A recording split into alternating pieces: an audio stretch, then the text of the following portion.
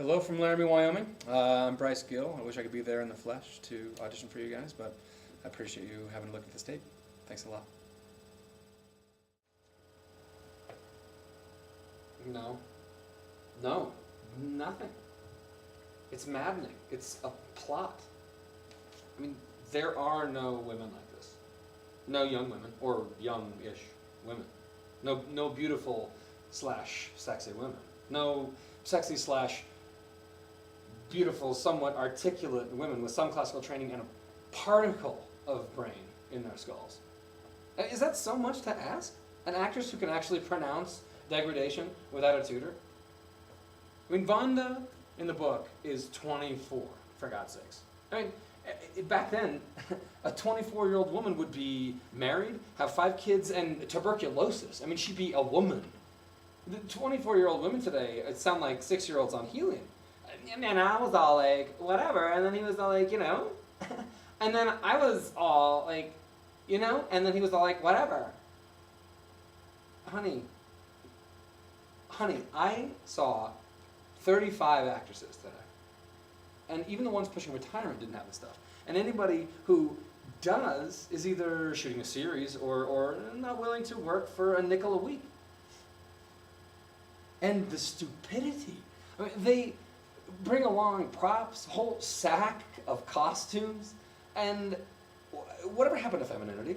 I mean, bring a little bit of that, please. Young women today can't even play feminine.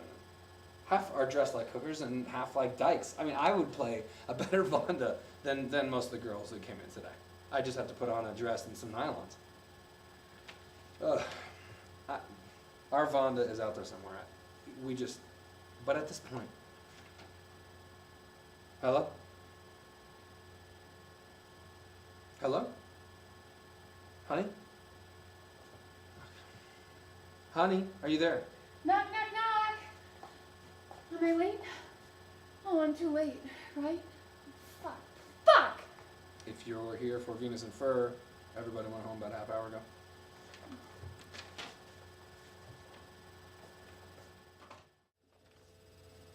Love. Is that what you're offering? Mm-hmm. A battle is more like it? Like the same battle that was on in Pompeii, joining 2 people together and then setting them on each other's throats. Power. That's what you want? You want to have me and then put your foot on my neck like every petty tyrant that's ever lived. Well, I have a civilized duty to resist you. And you still think you can? You think you will not bend to me? Never. You dare to resist me? Yes, I dare. You little piece of nothing. You dust. You dare to resist a goddess? The same way I've resisted you for years. Ever since one of your sex first taught me the cruelty of women. Severin, I will have you crawling to me on your knees. I will have you begging. Never. You are mine already, and you will be mine for all time to come. Never. The proof, as they say, is in the pudding. Auf Wiedersehen, mein Freund. I'll be back. And then poof, she vanishes. Wow. Not bad, huh? Wow. You could write that up and stick it in just like it is. So to speak. I thought I'd add a little Marlene Dietrich. No, it was great. It was brilliant. It was a totally different side of Kushemsky. Yeah, here he is with Venus in the middle of the night. And he's like, no, you bitch. Next morning with Vonda, he's like, take me, please. You could bring the lights down on that and then lights back up to morning, knock, knock, knock, and there's Vonda, like Venus in disguise. Taking her revenge. Oh, that's great. I can really skip this speech. No, read it. I want to hear. I await the mysterious aunt who is fond of fur. I was an impossible child, sickly as an infant and spoiled by my parents. I spent my childhood reading in the library and tormenting the servants and our cat. Then, when I was 12, my aunt came for a visit. The Countess was a regal woman, voluptuous, imperious, and terrifying. She refused in a... What? Nothing, it's just... It feels different, actually saying the words out loud. It's not like tapping the words onto a screen at 2:02 a.m. No, you're doing fine. You're doing good. Your aunt's come for a visit. And she is what? A regal woman, voluptuous, imperious, and terrifying. She refused in 1,000 ways to indulge my moods, and I took against her for her majestic disdain. I needled her rudely.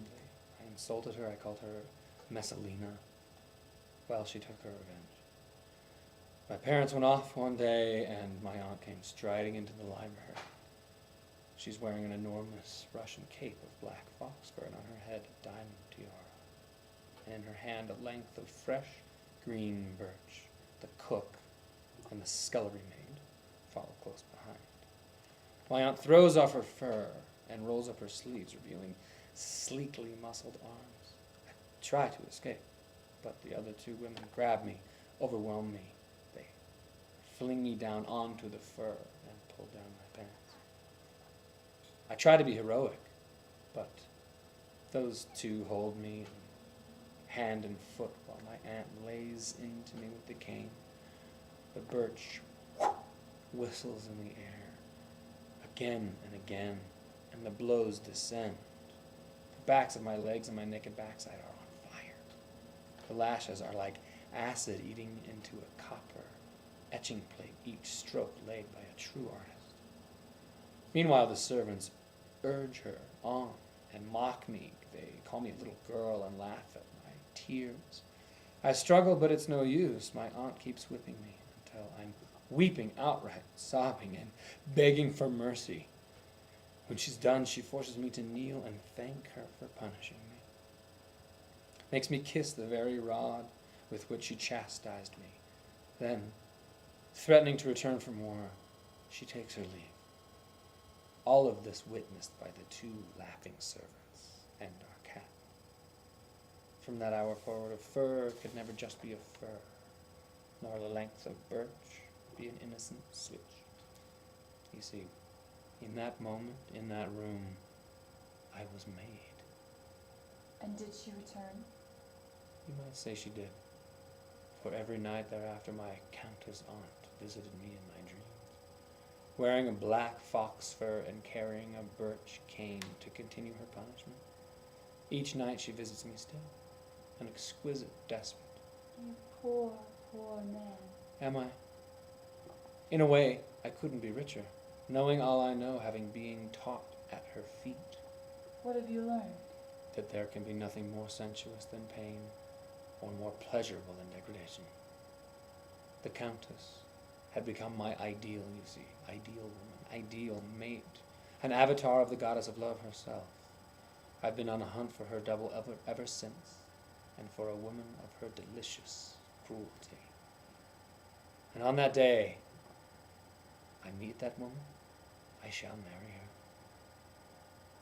Thomas, that speech, it's brilliant. Thank you. I've spent enough time on it.